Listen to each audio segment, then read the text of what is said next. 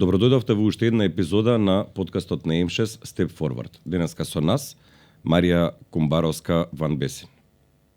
Marija, good afternoon in our podcast. It's a pleasure to have you here, and it will be very nice for our audience to tell us a little bit more about you. Thank you so much. It's also a pleasure for being here with you today in this beautiful educational center, and thank you for having me. Indeed. So for those who doesn't know me, I'm Marija, and I was born in Ohrid, Macedonia. Majority of my youth I've spent in Ohrid, and later I've moved to the Netherlands to complete a bachelor degree in international business and management, and later I have enrolled on a master degree in business economics in Leuven, and this is how I ended up in Belgium, where I've spent more than a decade in executive search, management consulting, and leadership advisory. For those also who doesn't know what I'm working on, maybe I can explain a little bit what I do and what kind of problems I'm trying to solve. So basically, I work with leaders and managers on a very simple yet very difficult challenge: how to keep performing today while transforming for tomorrow.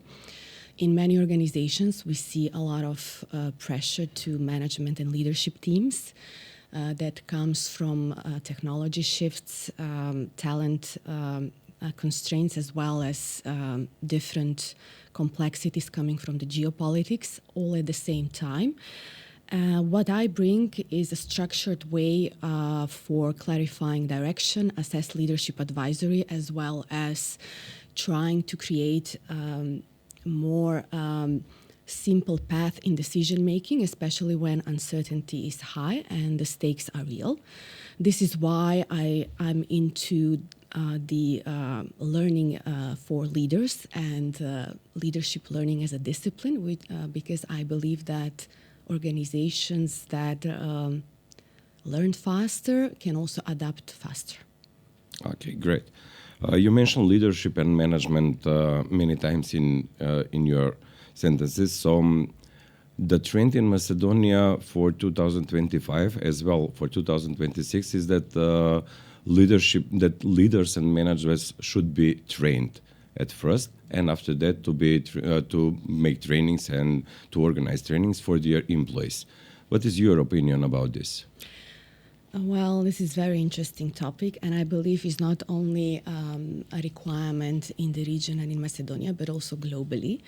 I would first like to go back a little bit about what I've learned throughout my career about the leadership itself, and why learning for leaders is also very important. Having spent 15 years in leadership advisory, what stayed with me was the fact that curriculums may be perfect, job titles as well, but still things can also mislead. And I also seen leaders that has a perfect CVs, but they struggle when the context shifts, as well as others with less obvious career path are thriving. And this is because they are able to learn and to adapt quickly. In research, this is defined as a learning agility. And learning agility, by definition, refers to leaders and agile learners that are curious, that are taking risks, and can reflect and anticipate in real-time situations. And this is the biggest difference. And to answer your question, yes, today, if the leader is not willing to learn, probably he or she's not going to succeed for the future, and he or she's not going to be future ready to answer to all the challenges that are facing organizations all at once. What changed in leadership expectations in the last 2 or 3 years in Europe as well? What is your opinion about the leadership and leaders here in Macedonia? Yes. I believe that the biggest challenge is the collision between technology acceleration and human complexity. What we see as a recent leadership trend is that there is a lot of pressure on leaders to be more tech fluent and also to incorporate different technological tools, including AI, into a strategic decision making, while they still enable organization to learn on a long run. And obviously, at the same time, there is also an evidence that technology skills together with AI are ranked quite highly, and these kind of skills are above emotional intelligence. And obviously, this is the reality that we are all facing, but there is still a risk for leaders. A risk for leaders if they don't pay attention to the human part. Because after all, I always say that transformation is always human, and after that is technical. And I believe this is a global trend as a challenge for the leaders, not only in Macedonia and in the region, but also globally. There is a saying that AI will change people. Actually, will remove people from the companies. So you mentioned it, AI, but is your opinion that AI is a threat or is an opportunity for the leaders today? I always see those kind of changes, industrial changes and technological changes, as an opportunity. Leaders definitely are feeling the urgency of the technological gap, and they are ranking it as a priority. But I also do believe that to a certain extent they are able to use AI in the decision making. But for the most strategic decisions, they need to keep the human touch and only to relate to the artificial intelligence. So to conclude, I believe that AI will be used for automation, for simple tasks, but the strategic direction and clarity of strategy will still be maintained and will be done by leaders. Great. So, as I understand, the emotional intelligence will still be on the top of the leaders' skills. Exactly. I believe that leaders today are under pressure and they are challenged to have a healthy balance between the AI and EQ. And I think those who would exclude one from another will probably have a bigger risk for failure in the future. And I also think that if leaders obsess with AI tools, but they forget to keep a clear strategic view, as well as they are forgetting a little bit the trust and engagement of people. They are not good communicators. Probably they are also at a risk that the whole transformation will slow down. And obviously, they need to drive performance and transformation at the same time. So this balance between both is crucial. Okay, great. What about the boards? What do boards often get wrong when they try to step up into a more strategic role? Yes. Now we are talking a little bit about my point of interest, and this would be the boards, as I'm a co-founder of Board Ready. And we are exclusively working with boards and executive management teams to create, to support them with tools, strategic tools into their decision making and value creation on a long run.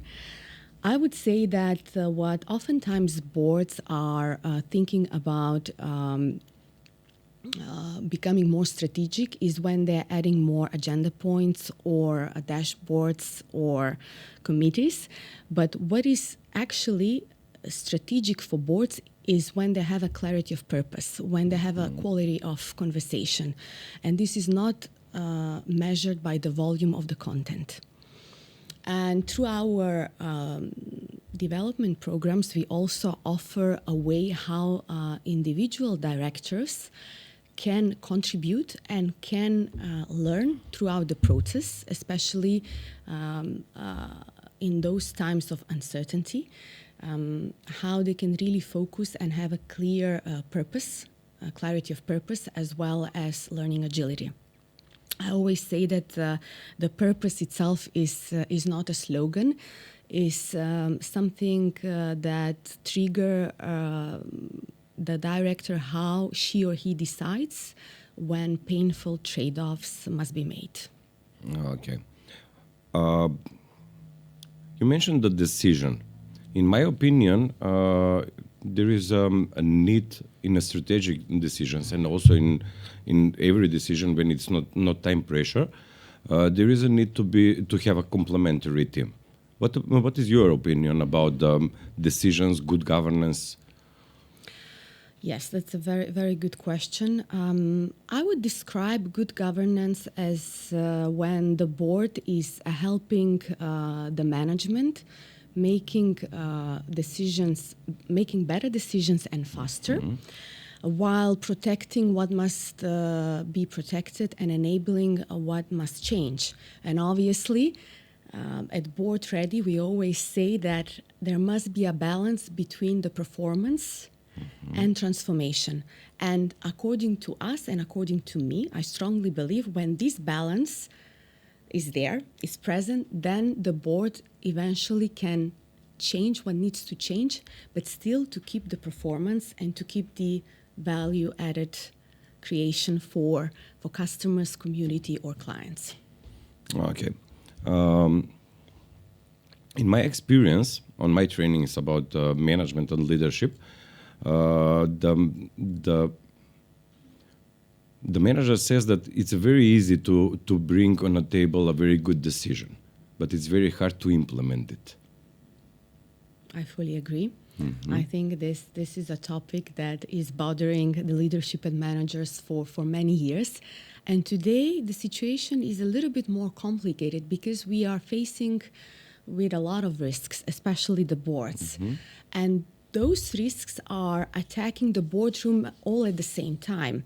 So if we want to have a healthy implementation, first we need to have the buy-in from the management and also by the people reporting to the managers. So I think it's a sort of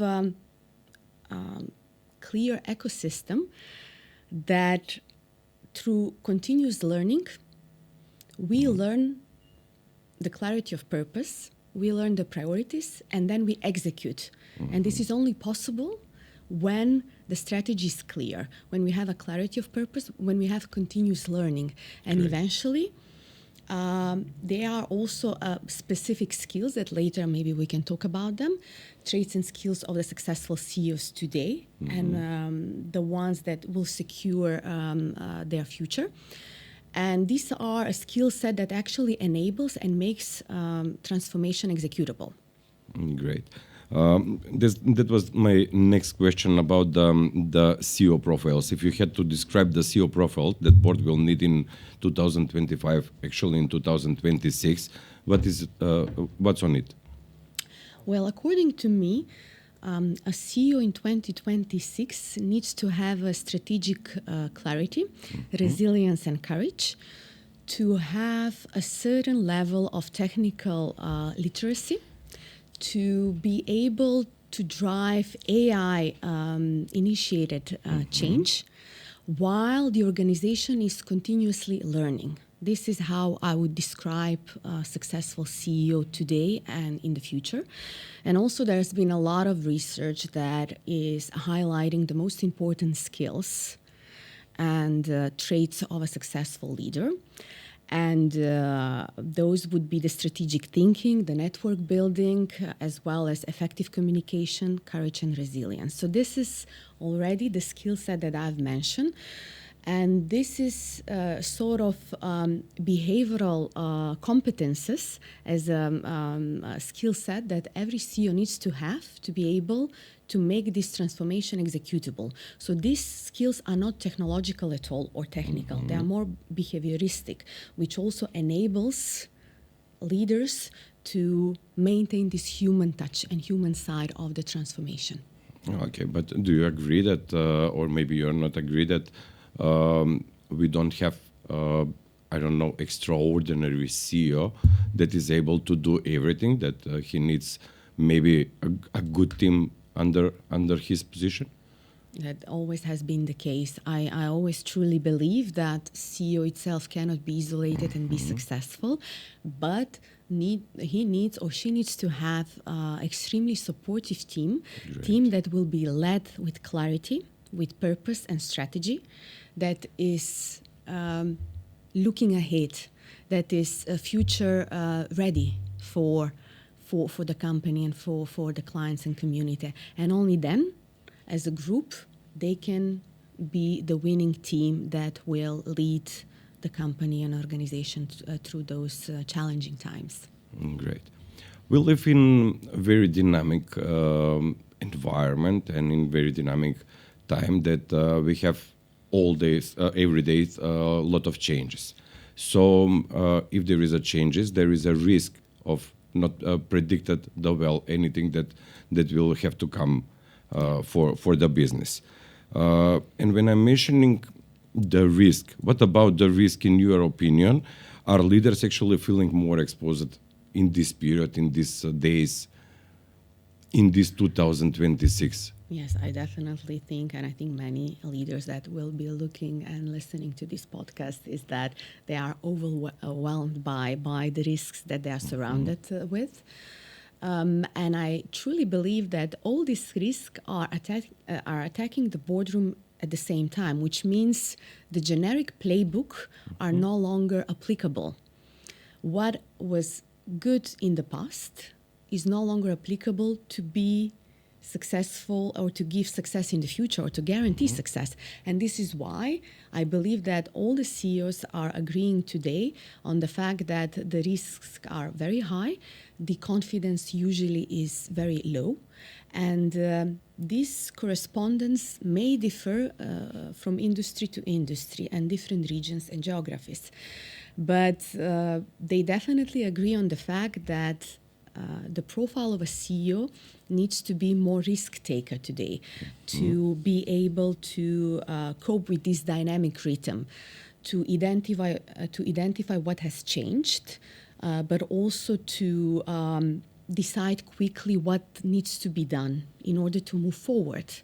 And only then, I truly believe that the CEO can make a quick decision and to secure the future for the company.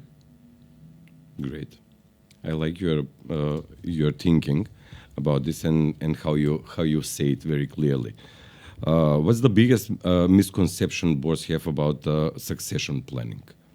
Succession planning has been already a very important topic in the boardroom and the executive management. What I truly believe is that sometimes leaders believe that it's a one-time event, that it only is needed when replacement is there, and leaders oftentimes don't think it is necessary to be executed constantly.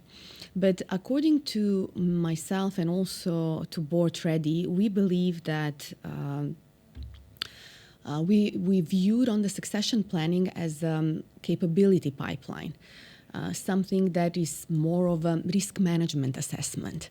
And succession planning would also enable leaders to understand which skills and traits are important for the CEO that they will hire. The skills and the traits that will guarantee success in those difficult times. We already mentioned a few of them. Successful CEO today must have a clarity on the strategy. He should be or she should be a very good communicator as well as a network builder. But we also have the courage and resilience that without them, we cannot guarantee success. Those type of skills and traits are not visible on a CV. They are visible through behavior.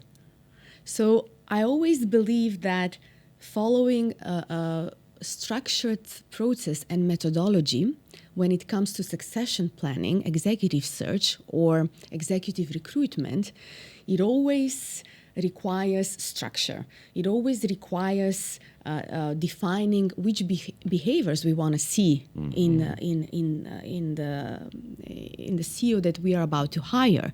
And then, once we clearly define the behaviors and the traits, we compare them on a structured way using different methodology set of behavioral interviews, skills assessment, real-time situations, as well as reference check. And those kind of mix will eventually reduce the risk of only hiring based on charisma and based on past experience and pedigree, I would say. Marija, I wanted to ask you about when you are recruiting CEO, when you are hunting a CEO for some company. What are the most important things that you look at the CEO, and what are the most preparations before you create an ideal profile for the CEO? That's a very good question. And I believe that for your viewers would be also important to understand that this process can be quite lengthy and very detailed, because we need to prepare the hunting ground. And before that, we need to have individual interviews with every member of the CEO team, as well as clearly defining the behaviors and the skills that are important for the CEO to succeed in this role. So we have a clear view on the behaviors, but as well as the fit with the team and the fit with the culture of the organization. And once we have clearly defined those, we are creating a so-called ideal CEO profile, which will be our benchmark, how we're going to evaluate the candidates. And obviously then we are starting using different methods into the assessment, as already mentioned, the behavioral interviewing, as well as assessment on skills, real-time situations, and we are closing the process with reference check. It is always important to have this last step conducted clearly, because you don't know how many times we have a mismatch on the conceptions that we have and all these tests with what the environment thinks. So I always say, don't close an assignment without doing any reference checks, who usually are confidential, and we have then a complete picture about the profile of the CEO, his behavior or her behavior, but also the traits, the drivers, as well as the cultural fit and the readiness to bring the necessary changes in the organization that is our client. And I believe that this should also be extended onto the board context. When we also hire board members, we need to clarify what good looks like, what is important for those people to bring to the table. And we continuously assess this in the next 6 to 12 months. And obviously here I'm going to again mention that learning agility is very important.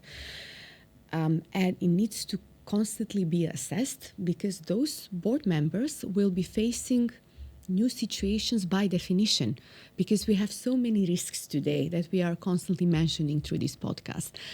And in order to bring added value to the boardroom, someone needs to learn fast and to be able to act and react on real and new situations that occur every day.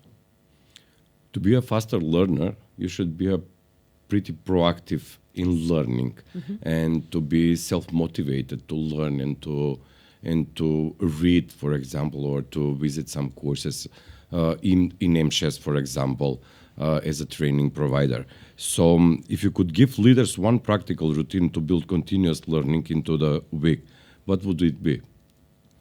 I would think of very simple cadence, which is followed by learning, reflection, and application. So learn, reflect, and apply. This is also a very simple way of defining an agile learner. The leader should be willing to seek new experiences every day, to learn from what he or she decided or took as an action, as well as to be able to take risks, but also look back with intention. Let's not forget that reflection and the intention moment is the most important for agile learners. And to be able to apply to a new real-time situations. So concretely, I can say that this could be one new input per week, such as customer conversation or testing a new technology demo. And then there must be a moment of reflection. What we believed and what was different than our beliefs. And obviously, this cycle should be completed by adjusting the decision. What we can do differently, or what we can keep from the past that we learn to apply in the future. And I think when you have this natural cycle of learn, reflect, and apply, I do believe that it's feasible and doable per week a leader to, change his or her mindset and be proactively learning and contributing to the organization. Great. Speaking about messages, I want to ask you, because there is a lot of people outside in the business community that want to become someday leaders or CEOs, even board members.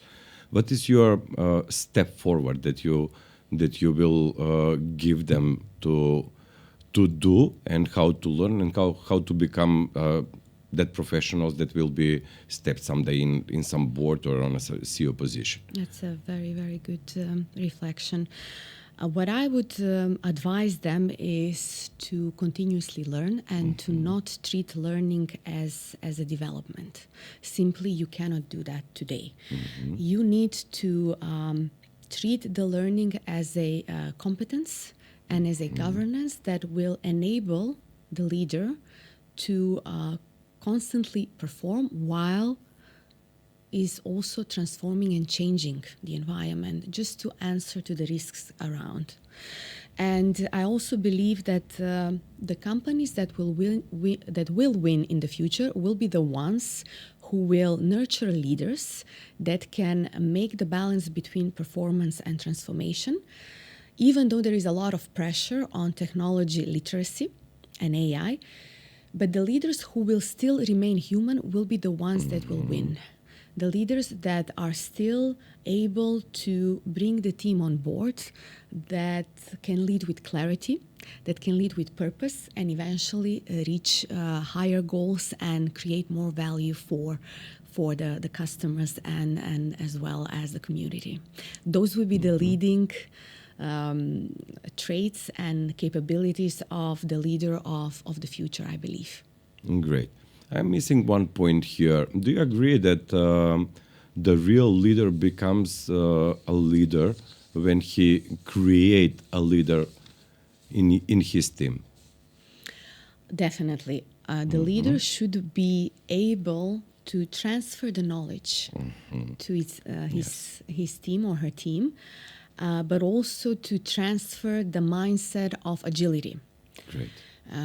Only then there will be opportunity to build that rapport, but also the communication will be more effective. Great. Because only a good leader that creates leaders is a real leader, I believe. And this is how I would describe a great leader. Perfect. What is the one message you want a board chair or CEO to live with today? Well, the message that I already mentioned is that they should enable people and organizations to constantly learn. And I would define great leaders as those who know what to do when they don't know what to do, because they lead with clarity, they continuously learn, and also they can bring people with them. And this is a great opportunity that I would also like to mention, that we are planning to collaborate with M6, just because we believe that together we can explore opportunities, how we can elevate leadership throughout the region and different generations, because I strongly believe that leadership as an excellence is not accidental. It is measurable, intentional, and continuously developed. Great. We start with you, and I will finish this podcast with one question more about you. What is your secret of success living outside of your country, studying there, start to work, finding job, and upgrading your experience all the time? What is your secret to move forward? I believe that my secret will be my mindset to never give up and to constantly being curious and learning. So this is very similar to this learning agility mindset that today is necessary. And I believe we are all coming from a region that we are naturally born agile. We need to be agile to reach our goals. So this comes naturally to me, and by definition, being an agile learner actually enable me to succeed. And I would also like to encourage all the young talent from the region to keep on learning, to never giving up, and build a clear, intentional strategy how they want to do something and to contribute, to add value through a company, through their own company, or just to be the best version of themselves. And they should really use the agility that is naturally born within us as people coming from the Balkans, because this is a great asset, I believe, to be successful in today challenging world. Okay. Yeah, I think that I know how you will finish the last sentence that I want to ask you, but let's hear it. Great leaders are ones who? Great leaders are ones who know what to do when they don't know what to do. The great leaders are constantly learning. They are leading with clarity, and they are able to bring people with them. Those leaders perfectly combine technology literacy with emotional intelligence, and they're always ready to add value, to create value, and to contribute to clients and to the broader community. Thank you very much. It was a pleasure to have you here in our podcast.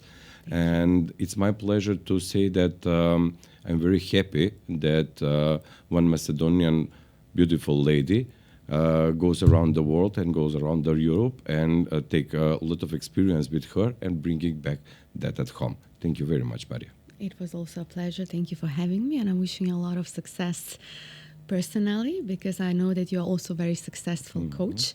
Thank you.